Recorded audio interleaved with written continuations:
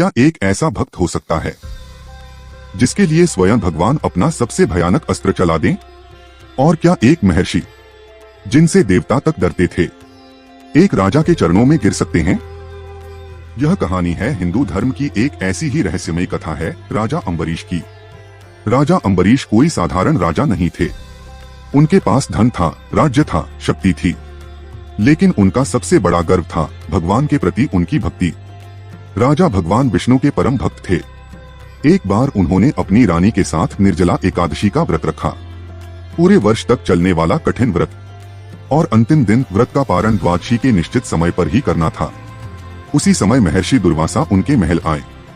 राजा ने विनम्रता से कहा, भगवान पहले आप भोजन करें, फिर मैं व्रत खोलूंगा। दुर्वासा ऋषि मुस्कुराए और बोले, मैं पहले नदी में स्नान करके आता हूँ। समय बीतने लगा। 1 घड़ी, 2 घड़ी, और अब द्वादशी समाप्त होने में सिर्फ 1 घड़ी शेष रह गई। अब राजा एक कठिन धर्म संकट में फंस गए।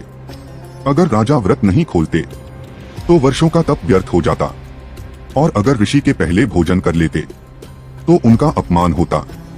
पूरा महल डर से कांप रहा था।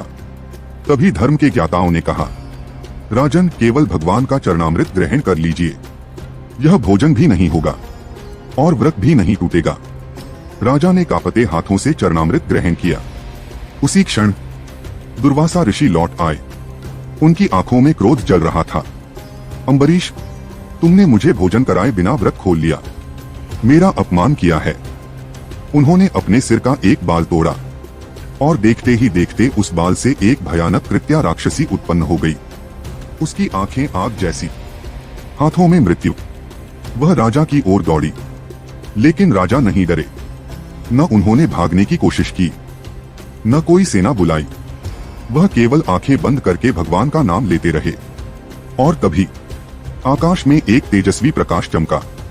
भगवान विष्णु का सुदर्शन चक्र प्रकट हुआ और एक ही क्षण में उस राक्षसी का अंत कर दिया। लेकिन कहानी यहीं खत्म नहीं हुई।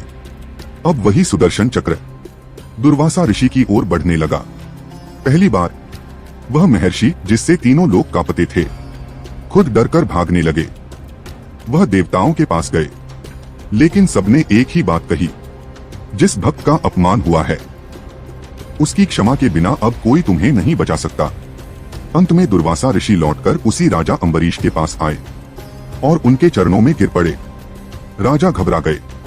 उन्होंने तुरंत भगवान की स्तुति की, प्रभु, यदि मेरी भक्ति सच्ची है तो ऋषिवर को क्षमा कर दीजिए।